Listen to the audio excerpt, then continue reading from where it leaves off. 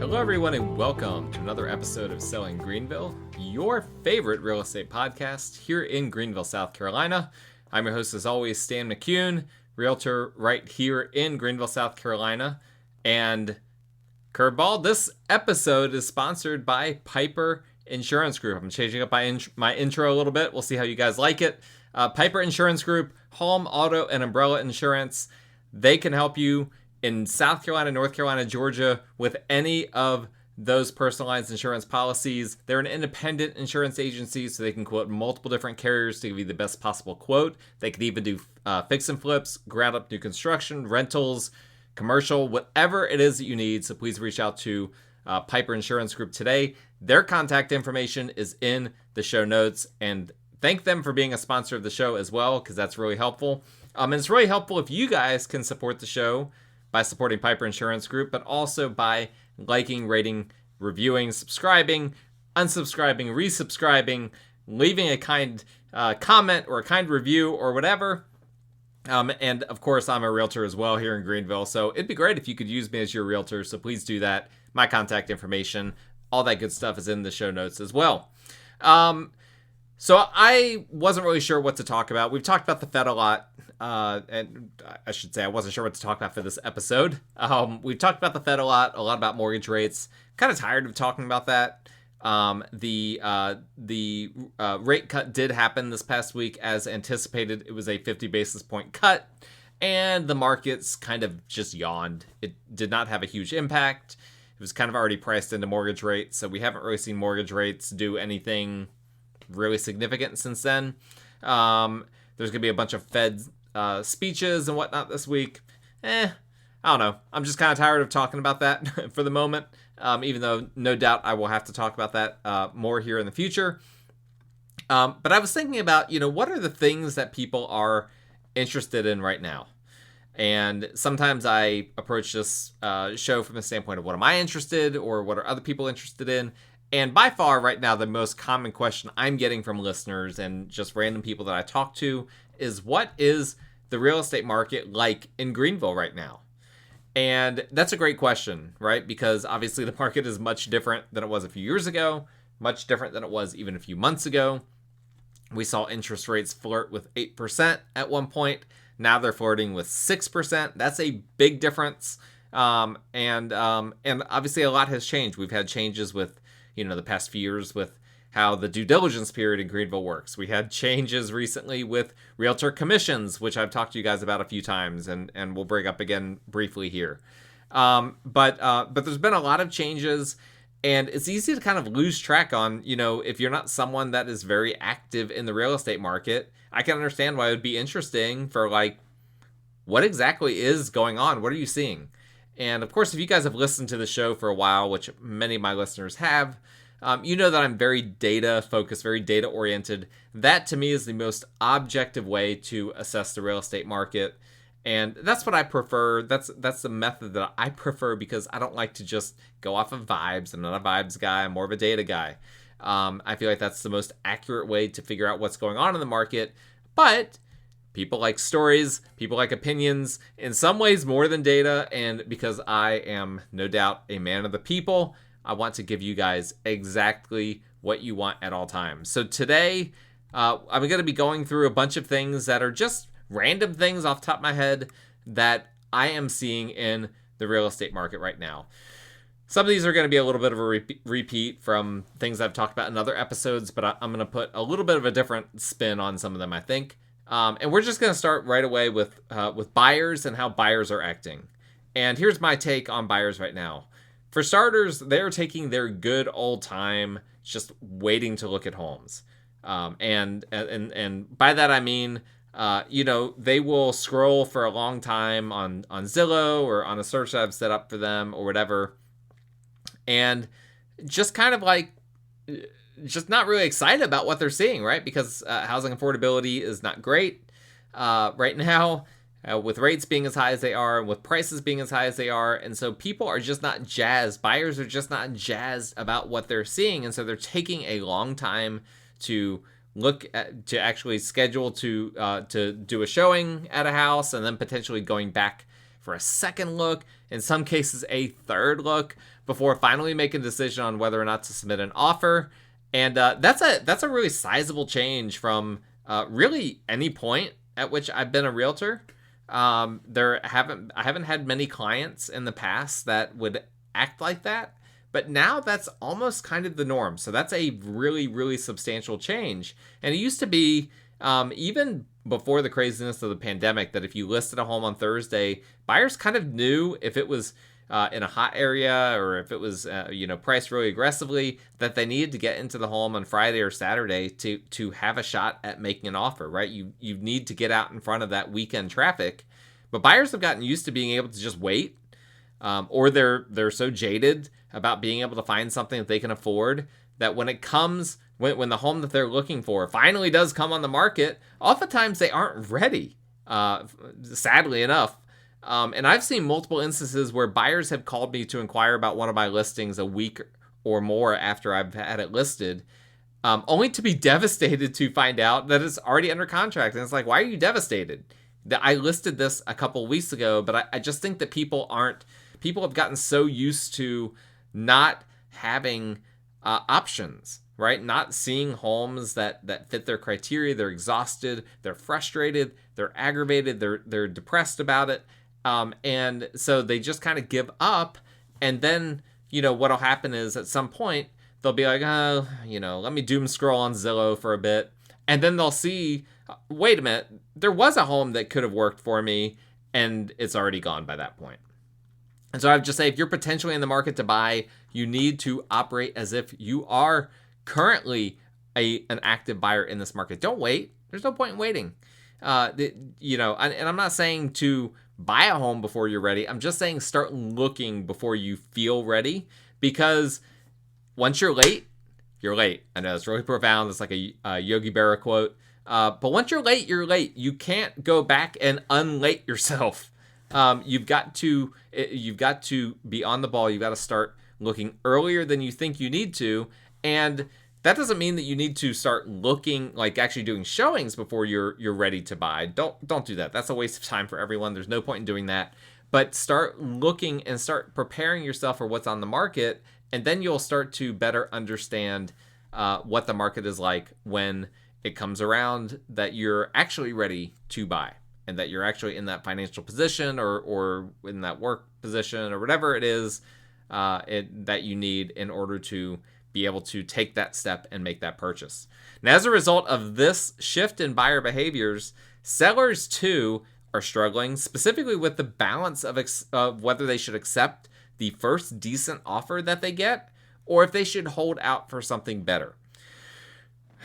Again, with buyers moving more slowly than they have in the past, the old rule of thumb that if you listed a home on Thursday, that then you would have multiple offers or at least a ton of showings and maybe some really helpful feedback by the weekend, that simply doesn't apply anymore. Okay, the market has shifted, and interestingly, I don't think that the shift here is so much because demand is too low for multiple offer situations, right? That would be a really easy conclusion to draw. It's like, well, there's no multiple offer situations because there's no demand anymore. No, I don't actually think that that's true. And I could show you data to show you that that's not true.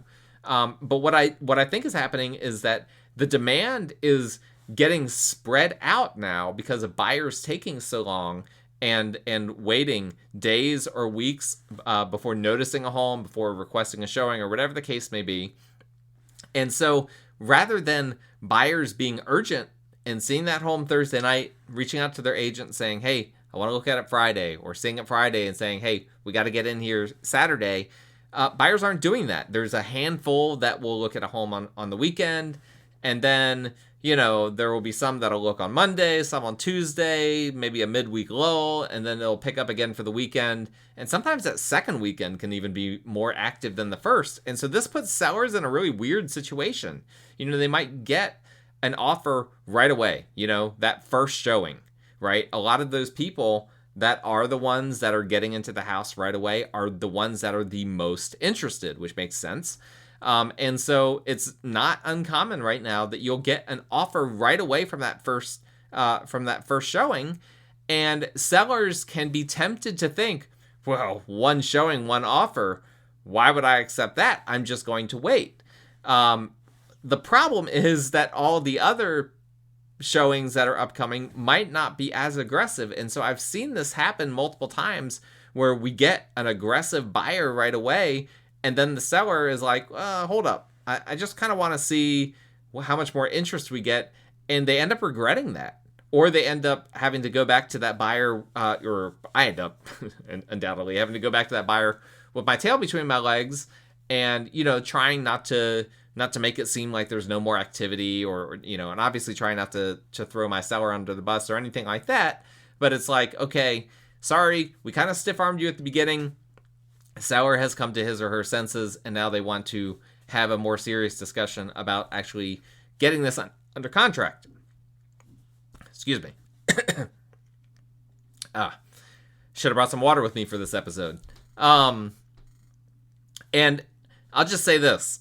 I haven't heard a single instance where a seller has held out for a potential later buyer and it ended up better for them. I have not a single instance. I think every single time a seller has stiff-armed early interest and early offers that were good, but maybe they were thinking I can do better than good, I can do great. Sellers are regretting that because the market is having all these picky, flaky buyers in it. You get a buyer that's not picky, that's not flaky.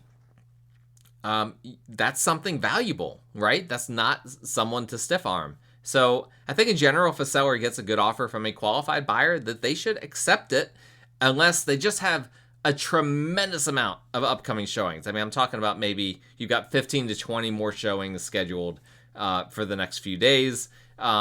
Typically, you can kind of expect to get an offer every 10-ish showings, so that's a pretty good rule of thumb. You're not going to get an offer for every showing. If you're a seller and you get that first showing and that first offer and you think, I'm going to get 10 more offers. No, it doesn't work that way. Not in this market, at least. So something sellers are struggling with. I'm really having to advise them and really having to walk a tightrope with that because I don't know for a fact that there won't be better offers in the future, but all we can look at is what we have in hand. And, maybe it's an FHA loan and they're asking for concessions and whatnot. And it's like, well, I'm willing to accept this and I'm okay with it, but I would certainly like to do better than that. It's hard to know if you will do better than that. And oftentimes if you stiff arm that buyer right away, oftentimes they will kind of get jaded and their offer might get worse, which I've had some sellers run into that before. So you don't want that to happen. However, as I've already said, a lot of showings don't translate into offers, and based on that, I just want to say that buyers, in addition to the pickiness that I've already mentioned, they are and the pickiness of like waiting to see and then taking a long time and going back, re-going back, they're also nitpicking the homes that they do see, and I mean, let's just be honest. It's been rough. It's been a rough time to show homes to buyers because they're not in a great situation financially. They can't afford to do a bunch of repairs when they're already paying top of the market for everything. And so it's tricky. And I understand why buyers are being nitpicky. Don't hear me calling them nitpicky as me saying that they shouldn't be nitpicky, right? There's a time and a place for nitpicking. And when you're shelling out a ton of money to get a house that needs a lot of work, that is oftentimes a good time to be nitpicky. I'll say as well, buyers have also been backing out of contracts at record levels. I've seen this a bunch. I had a listing that had multiple contract backouts. That was super frustrating. June of this year, nationwide had the most contract cancellations ever for that month in the United States. 15% of contracts in June were canceled, which is insane. So this is not specifically a Greenville thing, but it's definitely a Greenville thing too. It's nationwide. Buyers are flaky right now. They're overwhelmed. They get that, the estimate from their lender for what their monthly payment will be, and it's just like, what? This is $500 a month more than I was hoping it would be, and it's just very discouraging. And so this is what we have happening right now in this market. It's it's tough. It's tough for everyone. Nobody enjoys this market. Sellers aren't happy. Buyers aren't happy. Realtors aren't happy. Lenders aren't happy. Appraisers aren't happy. Nobody's happy right now, except for the Department of Justice, because they got what they wanted when it came to realtor commissions not being able to be advertised, which we've talked about that before, but as you can tell, that one's still fresh on my mind. But moving on, let's talk about investors for a second. I those of you that know me well know that I got into real estate from being a real estate investor. People started coming to me for advice, and I thought maybe I should get paid for that advice. And that was part of what led me to become a realtor. I'll just say this. Investors are really struggling to find deals right now on or off market. But that being said, there are more opportunities in the MLS than there have been in quite some time. And I've mentioned this in previous episodes, but there are some pretty cheap homes coming on market, and some fixer-uppers coming on market, and some multifamily properties that have come on market. Not a ton, but there have been some. There have been some really, really interesting properties. I've found myself showing more on-market properties to investors than I have in quite some time. So if you're an investor and you've been ignoring MLS, I would say now is the time to come back on board. Come back on board, start looking at what is in MLS again. You might find something that could be interesting to you, because even though it's a tough time to be an investor, there are some things that are popping up. Now, on the rental property front, with some of these multifamily and whatnot, the challenge is, as investors love to say, the numbers don't pencil. It's really difficult. The numbers that investors used to be able to get when mortgage rates were lower, they just can't get those numbers. And if you're an investor and you're feeling that way, you might need to consider either maybe you're not fit to be an investor right now, or maybe you need to focus on projecting more for the future. Because in some instances, well, actually, I should say in most instances, real estate investing is about the future, not about the present, right? So you need to be thinking about, okay, this property is bringing in this much money now, but what will it bring in 3 years, in 5 years, in 10 years? And how will my costs go up between now and then? That is the approach. Too many new time investors focus on the here and now. You need to be thinking out 3, 5, 10 years. If you do that, you might find that there are actually more opportunities out there than you think that there are, but there's still not a ton of them. Like, even the most seasoned investor that has this down to a science is still struggling. So don't feel bad if you're struggling. Everyone's struggling right now. That's just the way the market is. Here's another thing I'm seeing. I'm seeing sellers frequently opting to sell a home as is versus updating the home and listing for a higher price. And this is very interesting. This is something that we pretty rarely saw for quite some time. Pretty much the entire time I've been in real estate.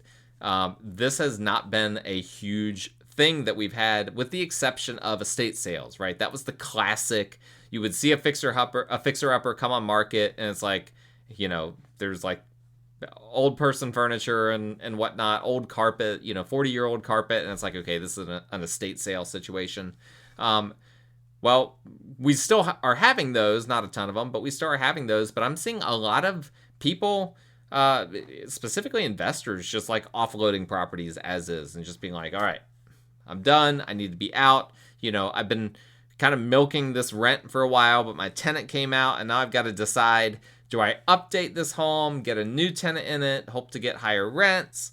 Or do I go ahead and just sell and be done and move on? And I'm finding a lot of them are just deciding to sell and be done and move on. And maybe some of that is because they have 5-year loans that are coming due, or whatever the case may be, which is very common in the investor world. But regardless, we're seeing what they're doing is they're putting these rentals back on the market without doing a whole lot. Like, they're getting them just up to the point where they're financeable, or in some cases not even doing that. And it's just basically a fixer-upper property that needs some work. And some of these people, they might be in a forced sale situation where they need the money, or they might be nervous about what the after repair value or the ARV on the home would be if they ended up, dumping more money into it. And so I think we're just seeing these people saying, you know what, I'll take the bird in hand versus two in the bush. I'm just going to, I know I've got this asset. that's worth something. I might be able to get more money if I sunk something into improving it, but I don't really want to do that. I just want to get out of it what I currently have and just be done and not have to mess around with contractors and doing a bunch of work and all that. I've been seeing a lot of that, and that's been a big trend. And I'm sure that if you're actively looking in MLS, you're probably seeing that as well. Tons of fixer-uppers out there, tons of properties selling as is, all of those sorts of things. And that's just something that we're seeing a lot more now than we've seen in quite some time. Additionally, I've had one instance of a person, and I think you guys will find this interesting, a person trying to sell a house. Now, this is important. One instance of this. Person trying to sell a house where I actually told them not to list or sell their house because they were in a negative equity situation. It's the only time that I've ever run into this in my career, but it was a very unique situation. And what had happened was they had bought their home in 2022 in a new construction community, and there was still a lot of construction going on in this community at the time that they bought. And guess what? The builder kept building, but the builder started lowering prices, which is something builders, at least in this area, very rarely do. But they need to move their inventory, and so they started lowering prices on new construction. And so my client, my former client, reached out to me to say that they wanted to sell their home, and I start looking in the neighborhood, and I'm seeing brand new builds for cheaper than the home that they were wanting to sell, cheaper than what they had paid for it 2 years ago. So guess what? It's already hard enough to sell a resale in a community where they are building new construction. It's already a challenge. But when the new construction is cheaper than the home that you're trying to sell, that's game over. You're done.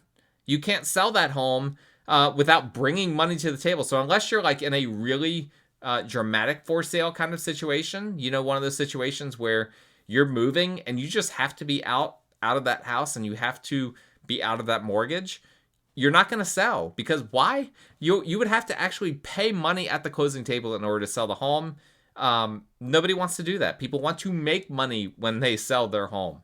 And so in this case, this person opted to stay. They took my advice, appreciated my honesty. Of course, it wasn't, I was being honest for them, but I was being honest for myself too. I don't want to list a house that's not going to sell, or list a house, get it under contract, and then my client find out they have to bring money to the closing table. They don't want to do that. So they opted to stay. We'll see. Hopefully in a year or two, they'll be back in positive equity territory with their home. But this is the only instance I've had of this. And I've not heard of others in Greenville running into the situation. I think I had a very unique situation. But I have been hearing nationwide that this has been happening more and more often with builders employing these sorts of tactics. So it is something to keep an eye on, because if this starts happening more and more often, then it could really hurt buyers of new construction. That being said, I've only seen this in this one neighborhood. Out of all of the neighborhoods in Greenville, this is the only one where I have personally seen this happen. So hopefully it won't become a trend.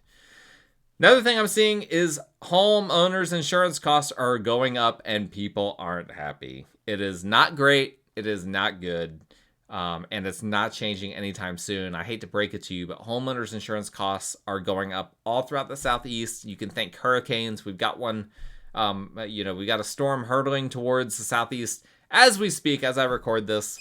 Sorry about that. I moved my thing, and I just realized I don't even have my ring light on. I'm sorry for you guys watching on YouTube.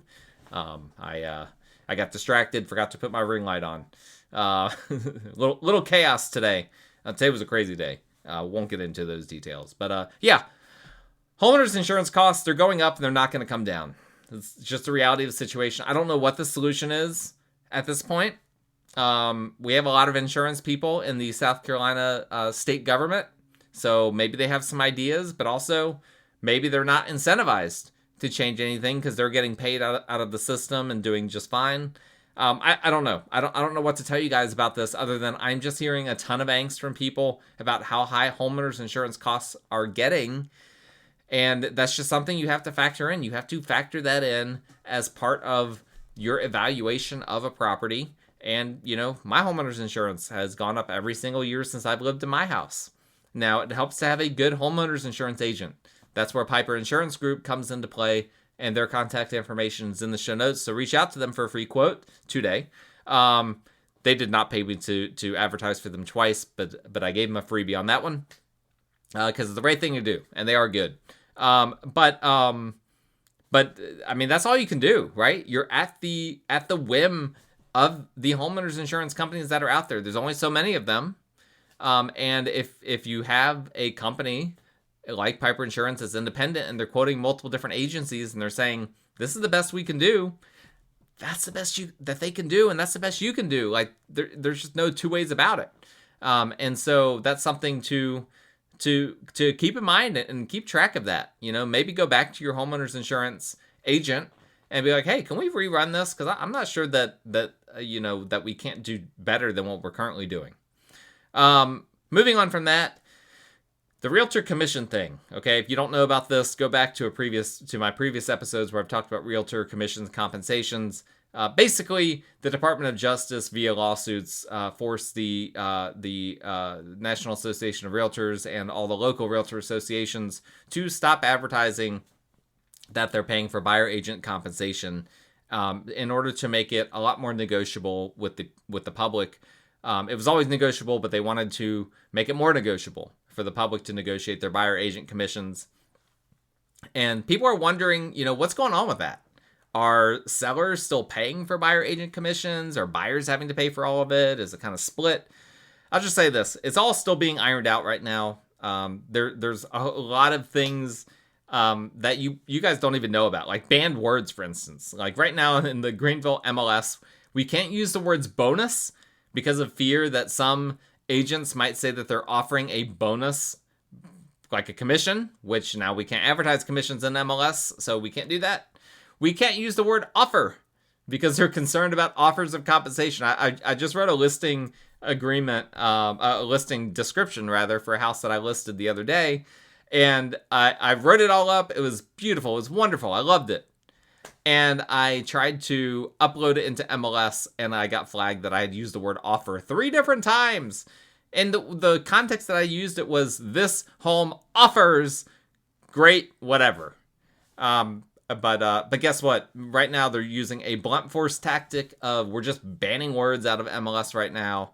I have been assured by the MLS, by the Greenville MLS, that some of these words will come back, or there will be changes made in order to, make it more friendly to realtors. But that's one thing that right now is causing a ton of angst for people. People are not happy. Realtors specifically are not happy about this. A lot of jokes going around about, how to work around, the word, bonus for bonus room or whatever, or how to avoid using the word offer. A lot of jokes going around, also a lot of anger, but it is what it is. Another big, change that's come about as a result of this commission thing is we're just having to communicate with listing agents. Buyer agents are having to communicate with the listing agents a lot more than in the past because they need to check on behalf of their client. Is a commission being paid from this listing, right? Is the seller offering to pay something to a buyer agent? Because that impacts buyers, right? There's never been a less affordable housing market than right now. And buyers, a lot of them can't afford to pay for their agent. And so they want us to ask the listing agents, if we're representing the buyer, ask the listing agent, hey, what's going on here? Is your broker offering to compensate a buyer agent? Is the seller offering to compensate a buyer agent? And how much? How much are they offering to compensate? Because that might take a home off the table. If a seller is saying, sorry, we're not offering anything to compensate a buyer agent, well, a cash poor buyer might not even be able to afford that home at that point without going unrepresented, which is a bad idea for most buyers. And so that's something we're having to do a whole lot more of with communication. Some agents want it in writing, by means of what we call a compensation agreement. They want it to be in writing before they even show the house that they're going to be compensated. And I'm sorry, I'm not doing that. right? Because I've already said on this show that sellers, that the way my brokerage is doing it and the way we anticipate that all brokerages will be doing it within the next year is that compensation is to a buyer's agent is going to come direct from the seller, right? In the old days, it came from the listing brokerage, which I've talked about that in the past. If that doesn't make any sense, listen to my previous episodes on commissions. Long story short, it's been decoupled completely from the listing commission, and now there is a listing commission, and if there is a buyer agent commission, it should be coming from the seller directly, not in any way from the listing brokerage. And so the way we ensure that buyer agents actually get paid is by having a compensation agreement between the seller and the buyer agent and the buyer brokerage. Well, again, as I said before, some buyer agents are wanting those to be signed before they even show a house, and that's completely impractical, right? If I have 20 showings on a house, I can't have my seller signing 20 compensation agreements at all sorts of random times in order for the house to be shown. I'm telling all these agents, you need to send in the compensation agreement with an offer. I had one agent that wouldn't show the house after that. That might be a violation of the code of ethics. Don't do that if you're a buyer agent and you're listening to this. That's a risky thing. And if you're a listing agent and you're listening to this, please don't let buyer agents bulldoze you by making you get your seller to sign a compensation agreement before a showing. That's ridiculous. It's terrible precedent. It's not sustainable. We can't be sending compensation agreements by DocuSign to sellers, 10 times a day. It just doesn't make sense for us to do that. And the industry these agents have to get with the times. The only time I will say that it makes sense to get a compensation agreement before a showing is if you are not a part of the local MLS, right? So if I were showing a home in Columbia, for instance, I'm not a part of the Columbia MLS, I would, which I don't do, by the way. Don't call me about me helping you in Columbia. Now I can set you up with a realtor in Columbia, but that's the extent of what I can do. And I'm happy to do that, by the way. I actually did that recently for a client who moved from Greenville to Columbia for work. But I don't know where I was going with that. The compensation, it does make sense, right? If you're not in the multiple listing service, it does make sense still to get that compensation worked out on the front end, just to make sure that the listing brokerage is willing to even work with your out of MLS brokerage. That's a whole different thing. But if you're a Greenville realtor in the Greenville MLS wanting compensation agreements drawn up and signed by the seller ahead of time, I'm sorry, you're going to have to wait. Show the house and then do the compensation agreement when your client decides to make an offer. Last but not least, this is probably the least interesting. Maybe it is least. It's last and least. Sorry, I'm changing my tune. I'm seeing a ton of open houses right now. I've never seen this many open houses. I mean, there are so many open houses happening right now. And what's interesting is that many of them are not being done by the listing agents. In a lot of instances, listing agents are asking if other people want to do the open houses for them. And I'm seeing this at a rate that I've never seen before. So this is a great time. Like if you're big on going around looking at homes on Saturday, going around looking at homes on Sunday, there are tons of open houses happening on Saturdays and Sundays right now. I saw the one that was this past weekend, I think it was Sunday, that was from 8 a.m. to 2 p.m. I've never seen a 6-hour open house before, but for whatever reason, this agent was a glutton for a punishment and they decided that they wanted to do a 6-hour open house. No, thank you. I've got better things to do on my Sunday than wait around for 6 hours. Because here's the thing. You're not going to get more people in the home over 6 hours than you will over 2 hours. That's just the reality of the situation. All that you're doing is allowing the people that would normally walk through the house between 2 and 4 p.m. to pick whatever time they want during the day, which is great if you're a buyer, but it's a bad idea if you're a listing agent or someone doing an open house. So lots of open houses, and I think that this is because, again, inventory has picked up a lot. And I think that sellers are expecting their agents to do some work, like get out there, shake some bushes, put up some signs, do some open houses. And open houses aren't a particularly great tool for selling a house. They're a decent tool for marketing a house, but it's pretty rare that you actually sell a home at an open house. So I don't necessarily encourage my sellers to have open houses, but a lot of sellers, that's what they want, that's what they expect, that's what they feel like they need, and the customer or the client is always right. And if you know anything about Greenville real estate, you know that there is a difference between a client and a customer. That's all I'm going to say about that. Lots of open houses. So lots of interesting things just in general happening in Greenville. I hope you guys enjoyed that. If you have any questions, let me know. You guys are great about asking questions, and I always try to answer them. If I don't answer them, something's wrong. I either died or my phone's not working. I unfortunately lost out on a listing recently because I missed a call. It was from a number I didn't recognize. I couldn't answer it. I missed it.